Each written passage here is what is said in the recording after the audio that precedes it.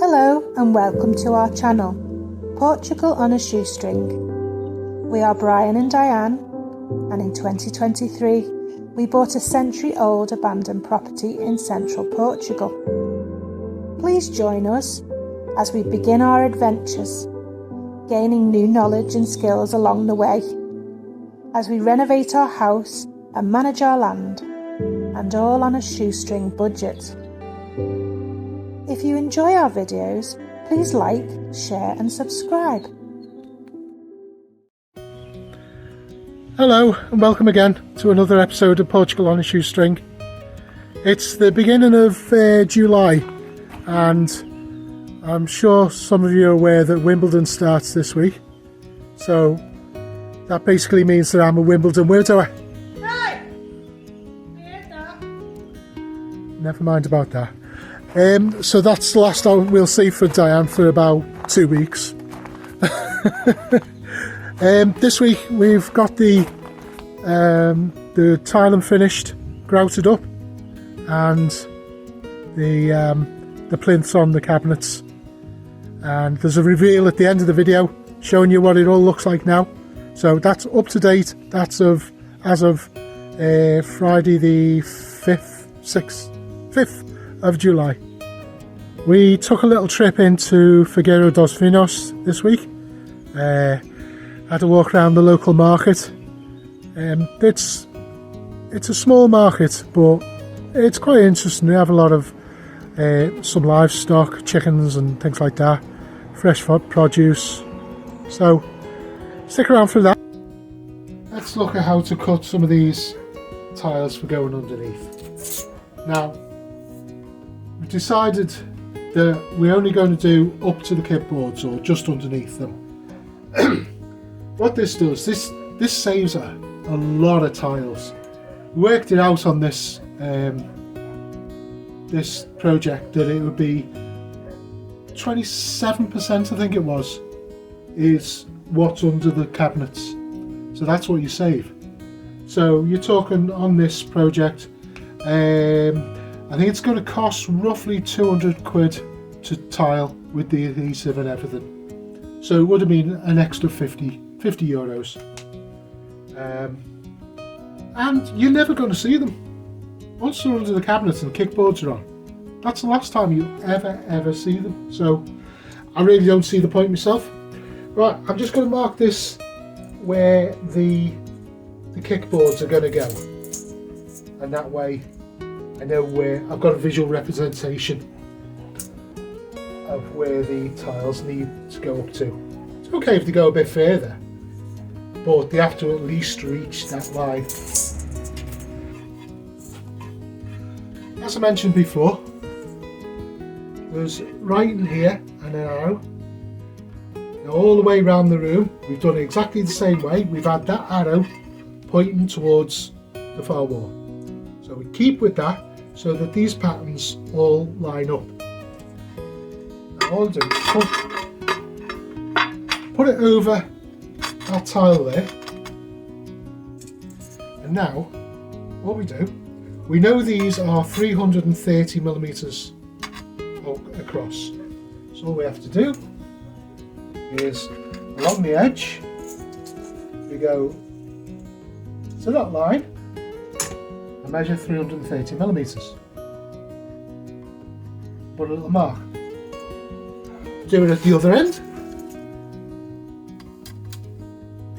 That's 330 millimeters. There.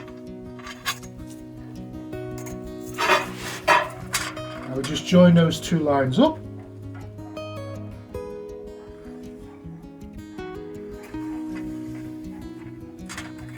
Like that. Now this piece here will fit here.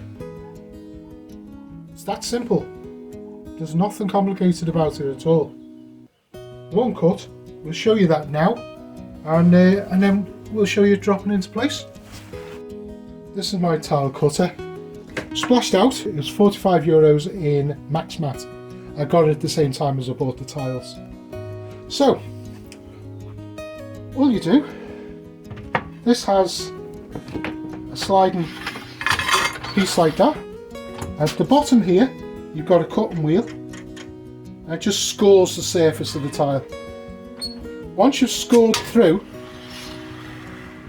you press down and this foot presses either side and just snaps the tile. So we've got our line marked up. Just run it with this centre line here. Try as far forward as you can, so stop it bending.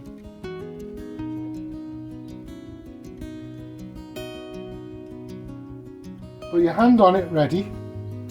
Bring the wheel up to the tile and just let it ride up, but then press reasonably hard. You want a good score line. So, like this.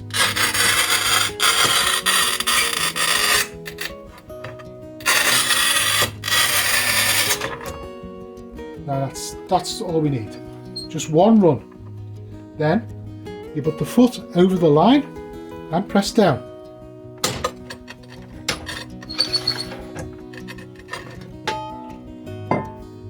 There you go.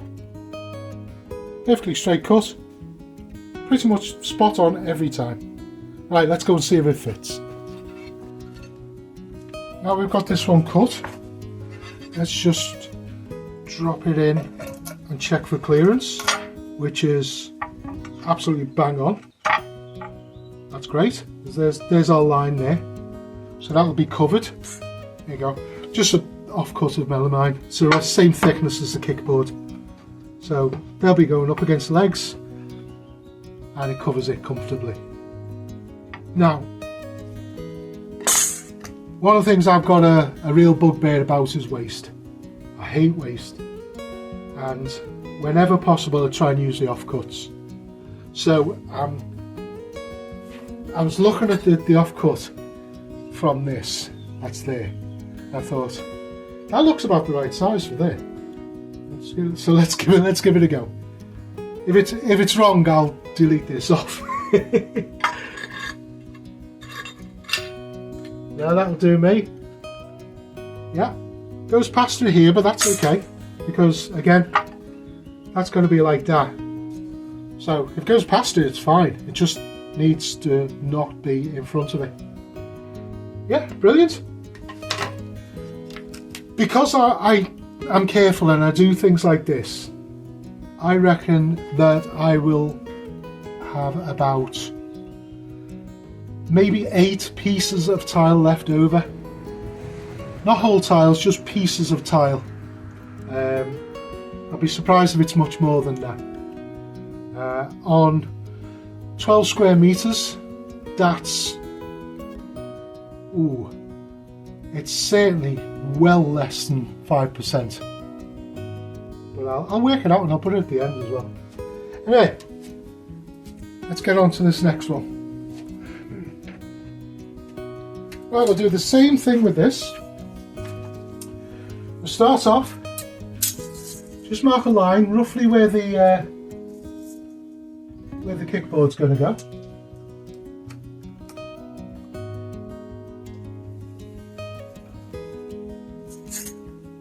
It's not too important, it's just give us a visual reference. Now,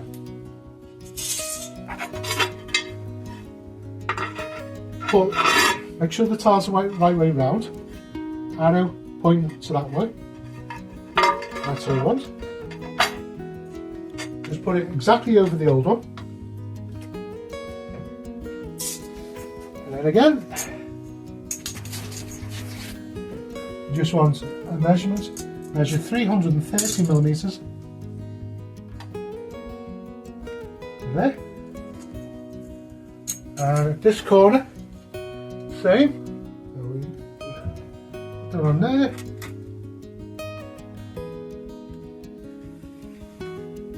Line across. That's how quick it is. I mentioned you could do it with a piece of string. I'll just show you quickly what I mean.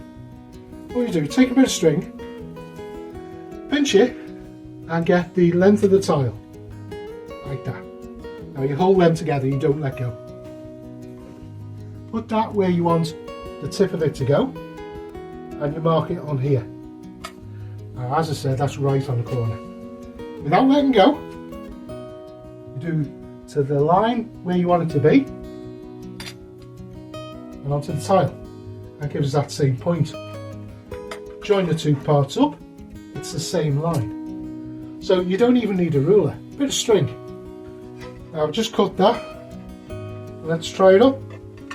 And there we go.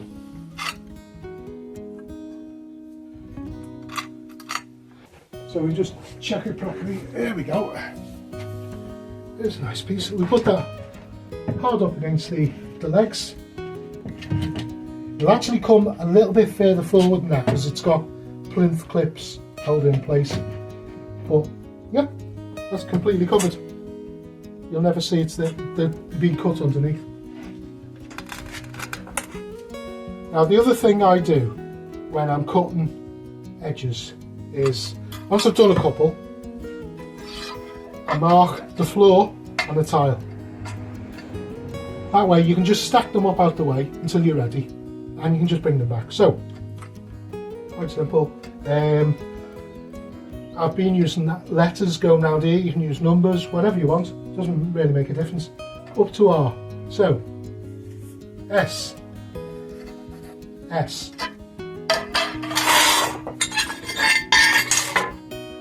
T. T.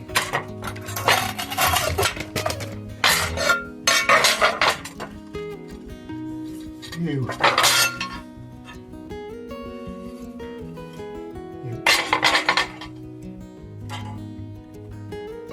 That way, when you come along with the adhesive, you can just go bang, bang, bang, bang, bang. The adhesive isn't going off because you've got all your stuff cut. You're not waiting in between for cuts and messing around, and you just lay one tile after another, and your adhesive is nice and fresh. On this particular tile, I made a little bit of a mistake. I cut it just a little bit too big. Now, you're not going to be able to cut that with a tile cutter, so what I use is an angle grinder fitted with a diamond wheel. Now, this actually is for masonry and cement, but it works just as well on these. I've got a 1/4 tiles, but that's it's great for smaller, thinner tile. Safety, I don't use a guard, but if you feel more comfortable with a guard on it, yeah, definitely put a guard on. Definitely wear gloves, eye protection, dust mask as well is advisable because it does throw out a lot of dust, and I always do this outside because it is messy. Okay, just nice and easy, and we'll get through this.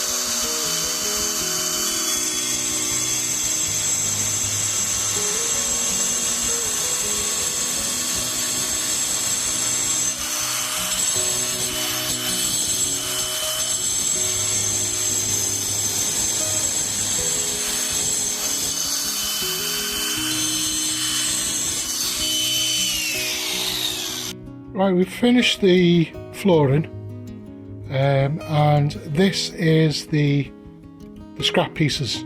This is the wastage. Got roughly 1.5 tiles plus some little tiny scraps. There's 112 tiles on the floor, so this works out to roughly 1% wastage. Can't do much better than that. It's time to start grouting. The tiles are all set, taken all the levelers out. I've cleaned out all the gaps, so there's no little bits of adhesive sticking up. Let's see, everything's cleaned up, ready to go. I've mixed up some mid-grey grout. Just tried it for the colour match. Is pretty good. It's not a perfect match, but it's pretty good. I'm going to just do a section at a time. Mix up as much as you can use in, say, about 15 minutes. If you mix up too much at once, it starts getting lumpy and difficult to spread by the time you get to the end. So if you keep mixing small batches up, it's easier to use. The equipment you need is a bucket of water, a sponge, a flexible grouting trowel is a lot easier than trying to use a plastic scraper. They don't cost that much and they'll last you for ages. And that's it really. The rest of it is keeping it as clean as you can and being methodical. But I'll show you now where we're going to do. These are the tiles before grouting. As you can see, cleaned all the gaps out, so it's not going to stick through the grout when we put it on. Got a bucket of water and a sponge. Let's see, grouting trowel. There we go. This is a grouting trowel. It's like a sponge. Do you see that? Ooh. You see that? You see it flexes, and that just allows you to squeegee off the grout. Done a little bit here already just to try the colour out, and that's the sort of colour it is, which looks pretty good to me. Rest of the room we'll work our way around. That missing section there's going to be a drawer unit. We're using it in our temporary kitchen at the moment, but that'll be covered by a drawer unit. And yeah, kickboards all the way around, so that'll cover all the cut edges. Let's get some work done. We'll show you some of the process, and then I'll put it on time lapse to do the rest of the area. When you're mixing the grout up, I like to do it fairly firm. So it's sort of, you see that, the way that, I don't like it dead runny, although it goes in the gaps easier. It doesn't stay where you want it to be, so a little bit firmer, but not so hard you have to push it everywhere.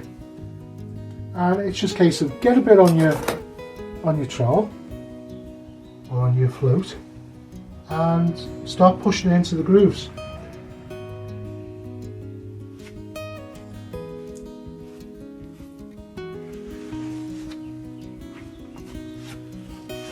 I usually just push it in like that and then squeegee across, and just keep working your way along until you filled every gap. There's no air bubbles, there's no little pockets where you've missed. Every little bit is covered. You can go back afterwards if you miss somewhere, but it's easier if you can get it all done in one go. And just keep going along. It's not a difficult job, but it does take a bit of patience. Okay.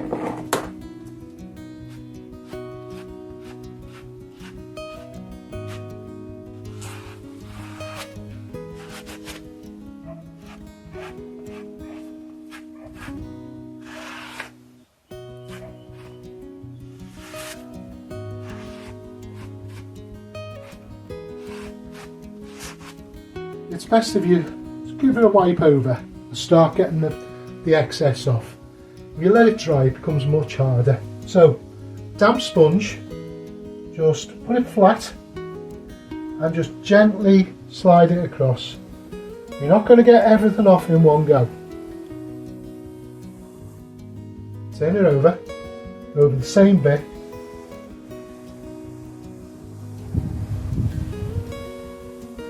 And then rinse it out. Don't try and just keep going back and forward over the same bit, because you'll just rub all the grout out. And again, clean sponge, damp, slide it around, bit of patience.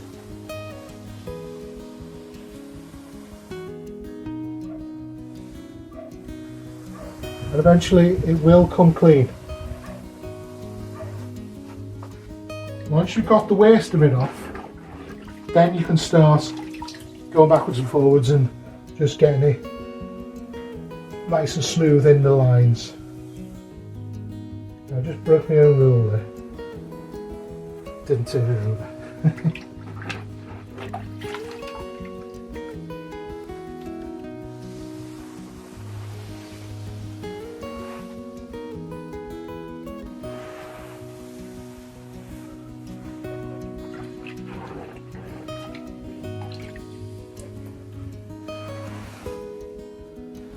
where possible, try not to go along the lines. Try and go at an angle to them. That'll stop, because otherwise you'll scoop the grout out. So we're getting there. That's looking a lot better.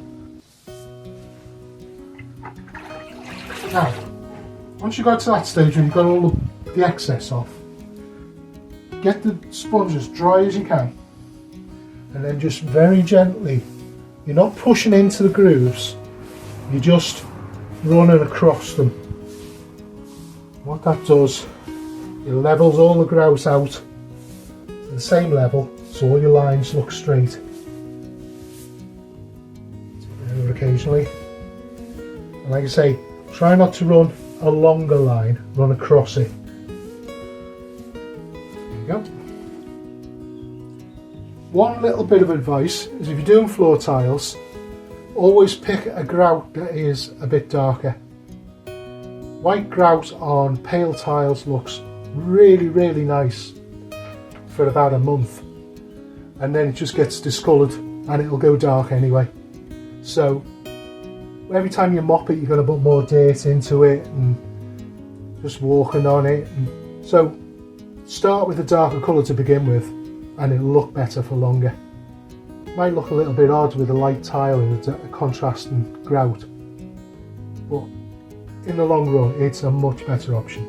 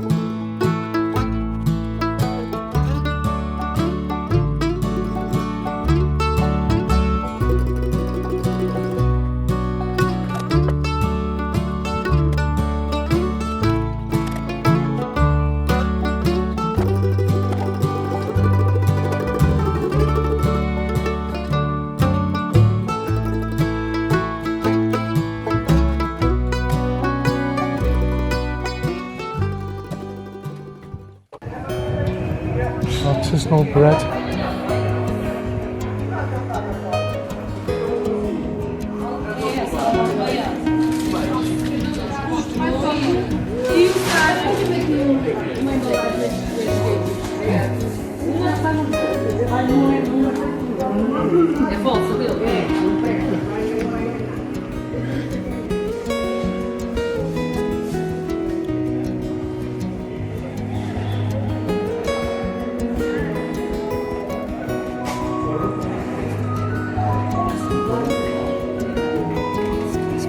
Okay.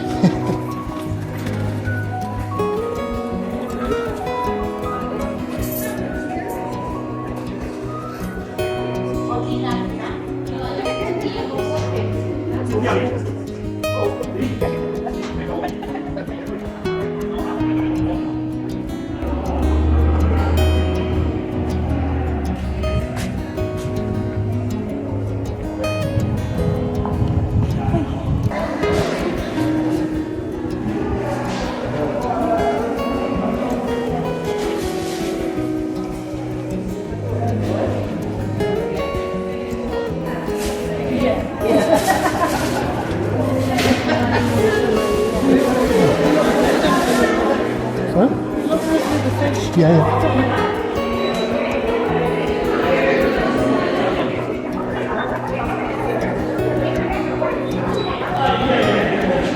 There we go.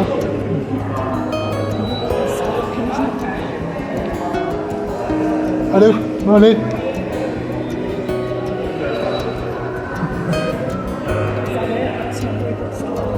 No.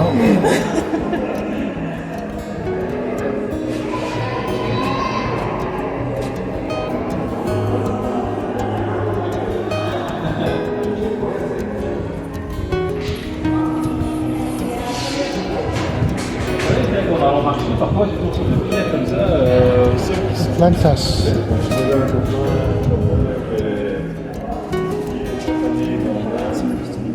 Yeah.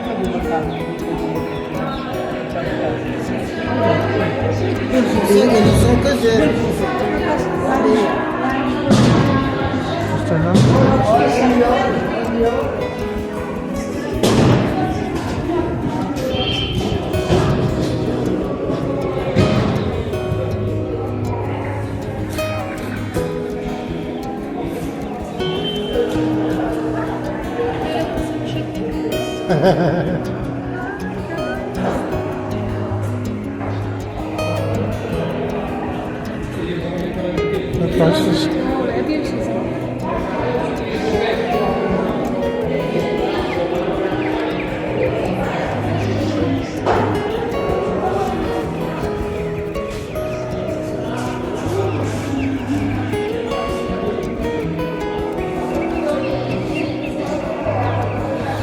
Muffins.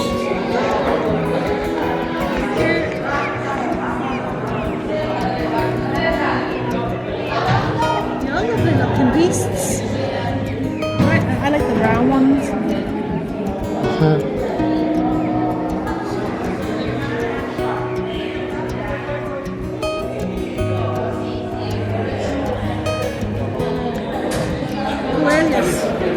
Coelius?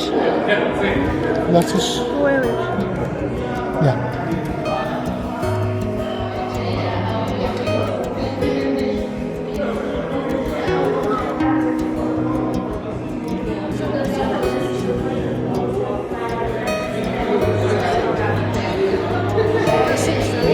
Yeah.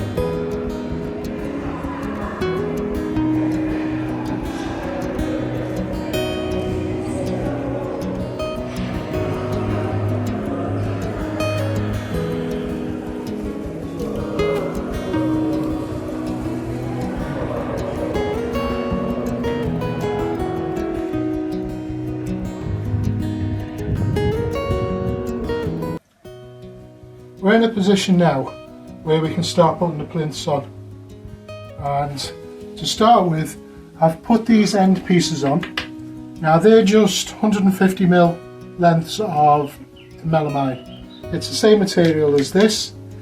What I do, I buy it in 300mm wide boards, and that means that we can cut it down the middle and it gives us material for plinths and materials for these end caps.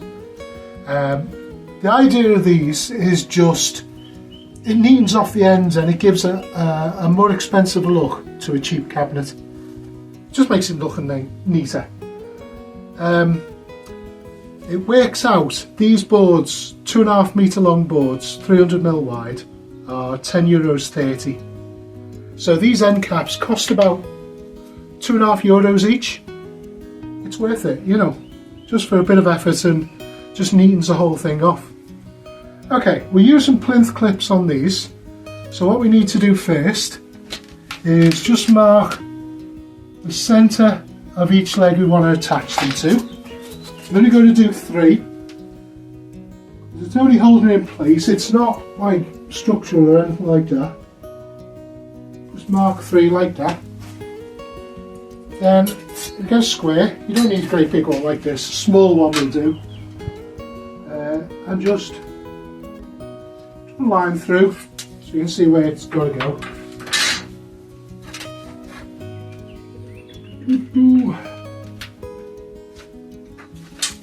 Put one down this end.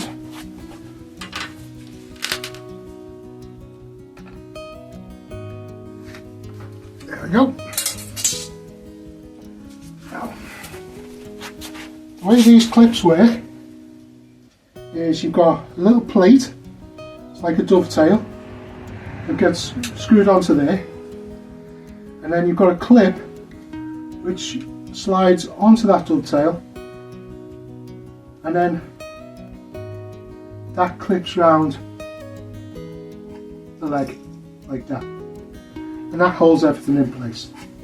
One thing, just make sure your screws are not going to go all the way through and stick out the front of your plinth. I'm using little 12mm screws. Got 4 screw holes, so you've got plenty of area for them to grip into. Right.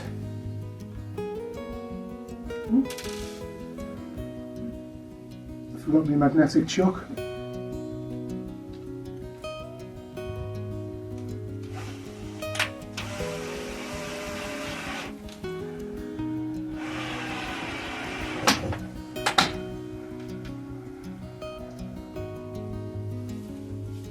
Okay, that's 1 screw in. We'll get 4 in. Gives you 4 holes, use 4 screws. Okay, once it's all screwed down, take your clip. There we go. And it just slides on like that. Oh, we'll do the other 2. Right, that's it. And now just line them up with the lines you put in before, so the centre of it is in the centre of the line. They're all the same. Now, when you press it up, it should just clip on.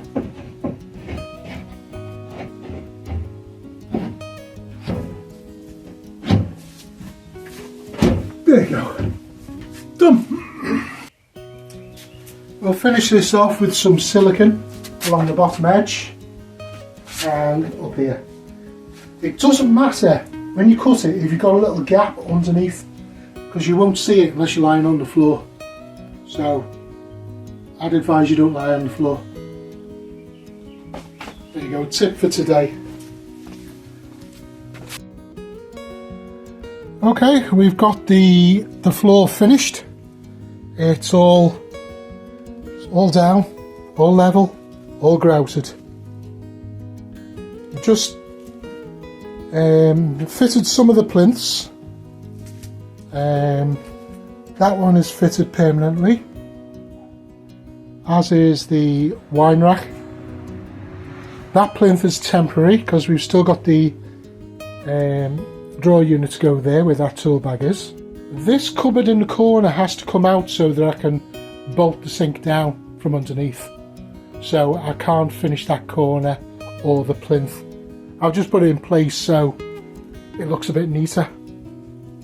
On the end of this one, we've cut a end panel to fit the floor to ceiling, or not floor to ceiling, floor to worktop height, and I'll just finish the end off nicely. Oh, the worktop is being prepared for tiling.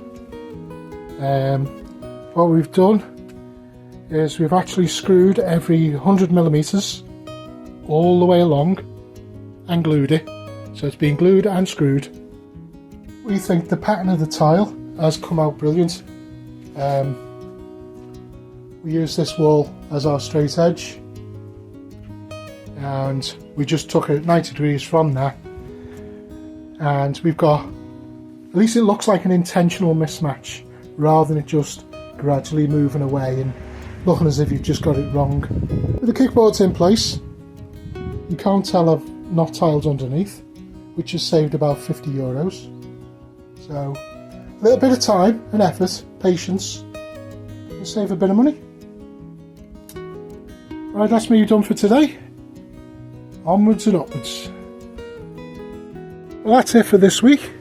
Thank you very much for tuning in. It's been great to see you all again, so to speak.